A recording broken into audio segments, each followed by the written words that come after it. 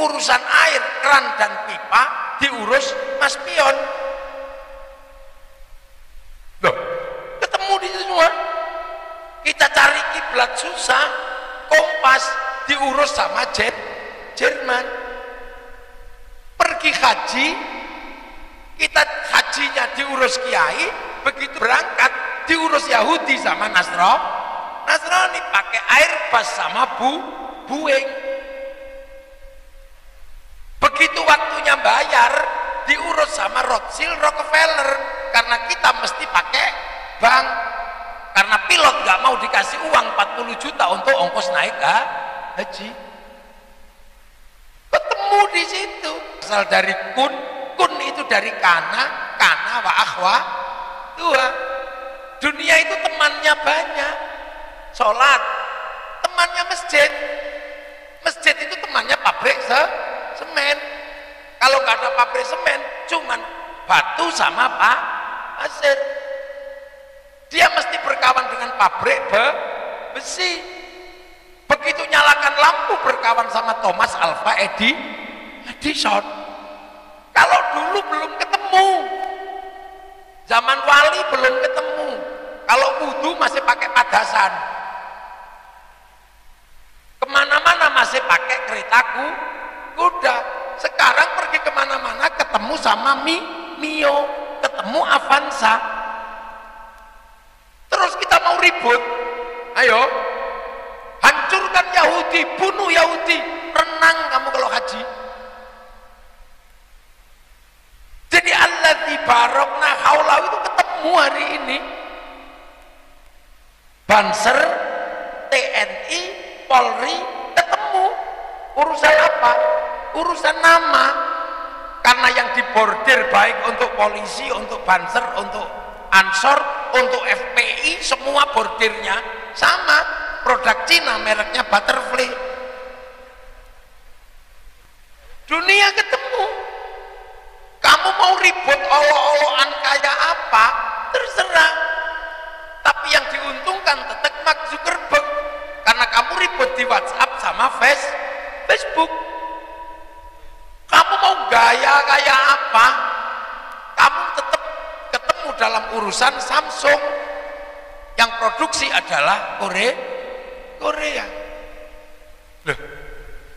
Jadi ini titik temu kita ini. Makanya kiai-kiai NU mana? Ada yang konslet? Nggak ada. Nggak pernah tiba-tiba bank haram gitu, nggak pernah. Wong santrinya kemana-mana pakai uang. Uang itu produksi bank, bukan produksi KUD. Kamu kalau sudah mengatakan bank haram, jangan pakai uang. Baca Quran juga harus hati-hati, karena seluruh percetakan Quran utang bank dulu sebelum dibeli negara. Lihat tepuk tangan nggak apa-apa, gitu aja. Loh, ini dunia ketemu. Makanya para pemenang adalah produsen. Gitu loh. Nah ini dunia ketemu. Jadi yang dulunya disebut alladzi barokna haulahu ketemu. Makanya kiai-kiai itu punya tanggungan moral yang luar biasa. Makanya NU nggak sembarang-barang bikin hujah. Nah sekarang banyak sekali yang bikin hujah-hujah yang bertentangan dengan kehidupan masyarakat. Karena munculnya orang-orang yang mengatasnamakan agama tapi nggak punya basis umatnya subscribe,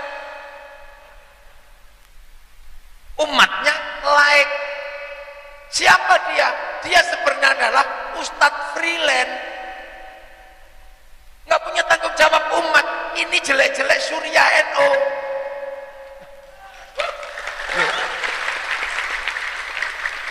Lah ini kan coba akhirnya paradok itu terjadi. Yang di Timur Tengah ngomong khilafah, keluar dari demokrasi, hancur negaranya. Taliban negeri yang masih dekat dengan Arab, rasnya Semit, begitu membahas jenggot, bedil-bedilan dia. Apalagi negeri kita yang tidak punya basis jenggot yang mapan. Loh, Mesir itu kurang Islam apa? Dekat dengan Mekah. Begitu hanya berkawan sesama Islam lewat Ikhwanul Muslimin, hancur negaranya. Bahkan ketua Ikhwanul Muslimin digantung sama orang Mesir, namanya Mursi. Sampai hari ini mereka gak punya problem solving.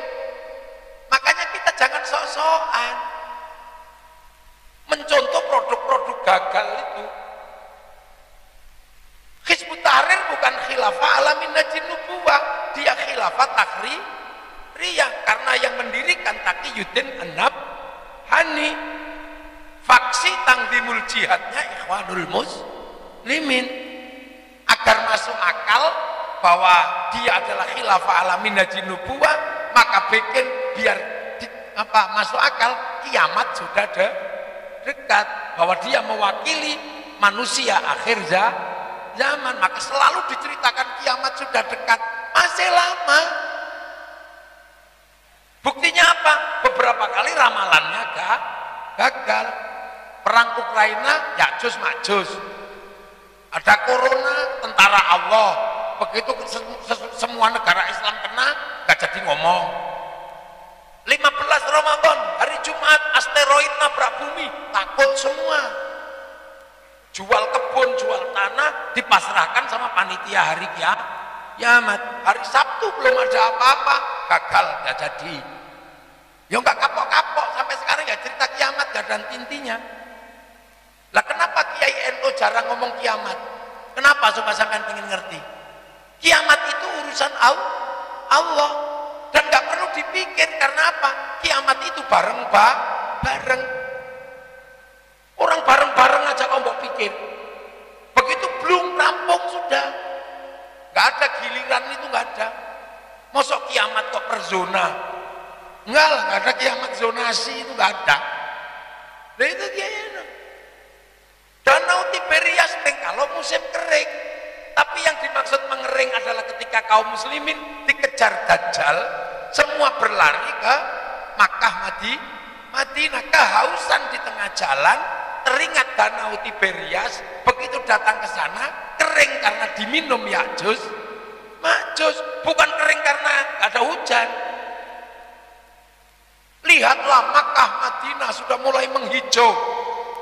Saya di sana, akhir Desember saya di sana, hijau semua karena musim hujan.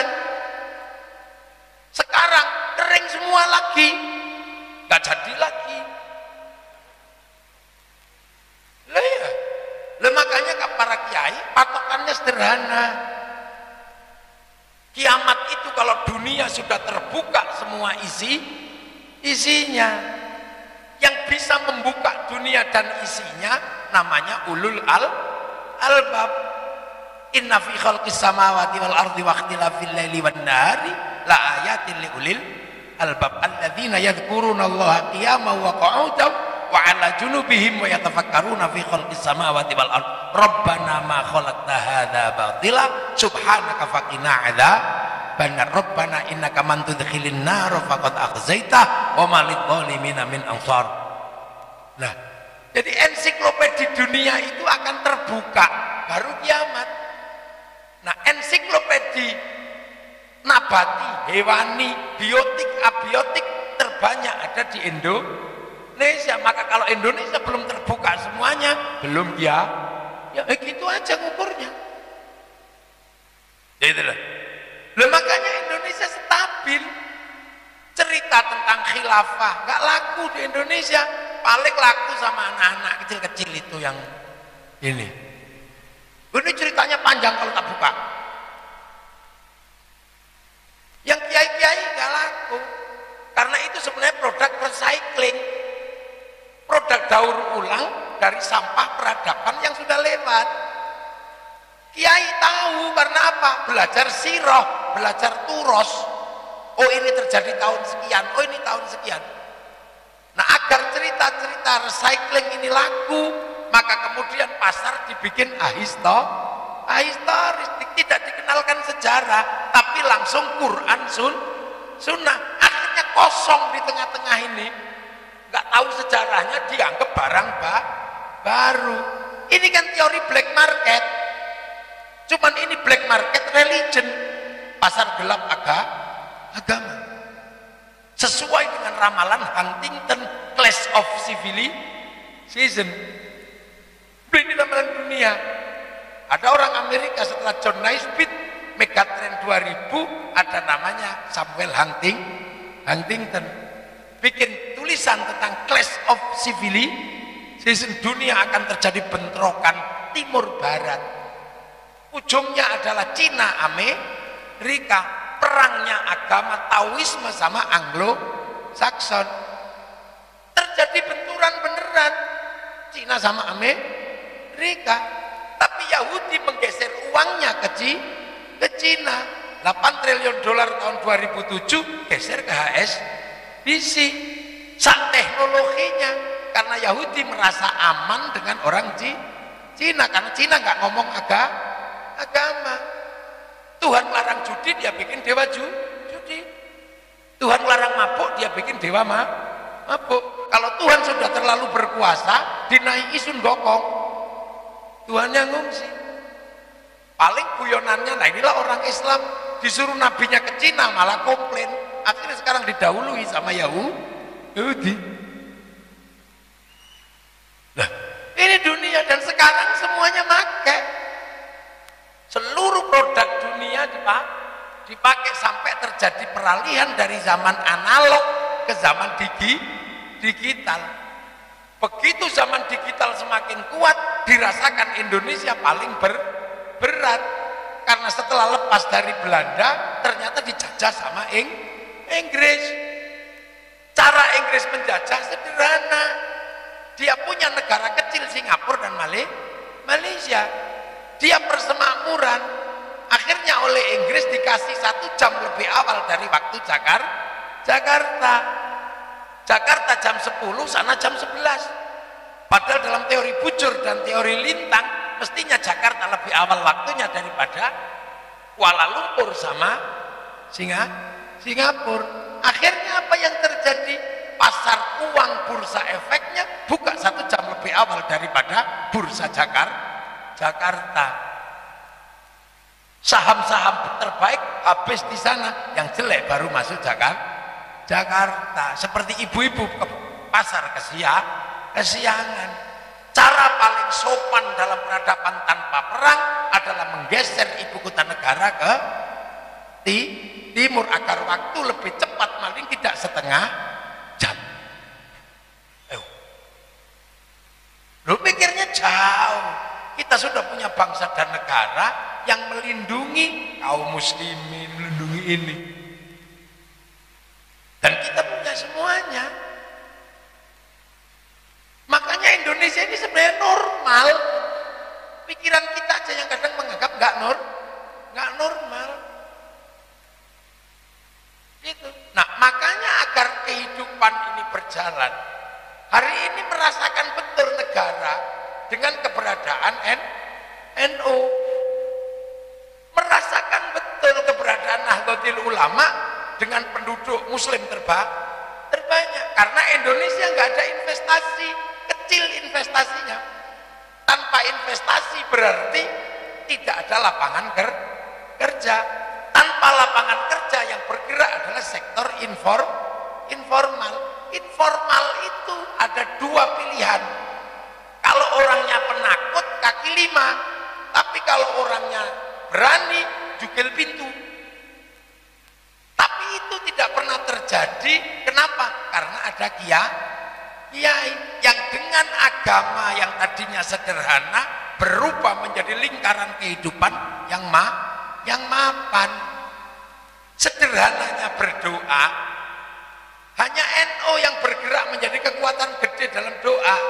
Karena kiainya yang doa, santrinya yang amin. Nanti amin. Begitu capek, amin. Kiainya walhamdulillahirabbil alamin. Begitu semakin banyak yang berdoa, diajak ke alun-alun Cirebon namanya istighosah. Kalau sudah istighosah, orang jual tahu laku, jual anggur laku, loh, jual salak laku, pir laku, pisang laku, roda ekonomi berputar, sektor informal bergerak. Lah istighosahnya santri pernah berhenti? Enggak pernah. Terus antar kampung, antar ini terus bergerak. Tentang Nabi yang tadinya cuman ya ayyuhalladzina amanu shollu alaihi wasallimu taslima, sholawat. Di tangan para ulama sholawat bergerak menjadi siklus kekuatan besar namanya sholawatan. Antar masjid sholawatan, maulidan. Kalau musim bulan maulid dalam satu hari berapa ribu tempat se-Indonesia mengadakan maulid Nabi, berapa ayam laku, berapa larutan laku, berapa roda ekonomi yang diputar. Satu tempat pengajian rata-rata di atas 50 juta, itu belum biaya kiainya. Itu roda ekonomi yang diputar berapa? Cinta Rasul sebagai ibadah menjadi gerakan informal yang hanya ada di Indonesia. Kalau semuanya ikut berkumpul di alun-alun Cirebon, angkot laku, kolbak laku, bis truk laku, ayo tahu laku, sepanduk laku, slayer laku, gagang pancing laku. Berapa roda ekonomi yang diputar dalam kehidupan santri? Triliunan. Lah makanya informal kita aman. Ayo, ada orang mati yang masih bergerak karena orang mati. Dalam alladzina yunfiquna fis-sarra'i wad-dharra'i, dalam kehidupan lapang dan sempit, santri masih bisa sedekah, susah fid-dharra masih ini. Tapi ada yang mengatakan, "Kamu jangan hutang kalau bapakmu mati." Ini diomongi enak, tapi batin kita nggak bisa terima. Kenapa? Karena ketika kita lahir, orang tua kita hutang susu, hutang pempes. Kita nggak punya SPP, orang tua kita hutang. Maka mumpung kita masih hidup, ada orang tua kita mati, hutang. Duh, siklusnya berjalan 3 hari, 40 hari, 1 tahun. Roda ekonomi pasar yang digerakkan berapa? Setiap hall, odong-odong laku, kereta-keretonan laku, aromanis laku. Akhirnya orang beli dari situ, orang pulang membawa uang, bayar SPP, uangnya barokah. Untuk anak SPP, SPP-nya barokah, anaknya dapat ilmu barokah. Setelah itu ziarah ke makam wali. Berapa bis pariwisata yang terserap? Makanya kemarin ketika corona, bis pariwisata macet. Berapa bis pariwisata yang laku? Sampai ke makam wali, tamunya wali disambut orang jual nasi, laku semua. Jual kartok, jual tasbih laku, sampai copet bisa hidup di makam para wali. Loh, sampai hitung gitu. Ini hebatnya hubbul waton minal iman. Karena begitu ziarah Cirebon, orang Surabaya rindu tanah Cirebon. Orang Cirebon ziarah ke Surabaya rindu tanah Surabaya. Di mana tanah setiap gurunya disemayamkan, melahirkan rindu dan rasa cinta. Suruh ngebom, gak berani, wong ada makam gurunya. Itulah tonggak hubbul waton minal iman.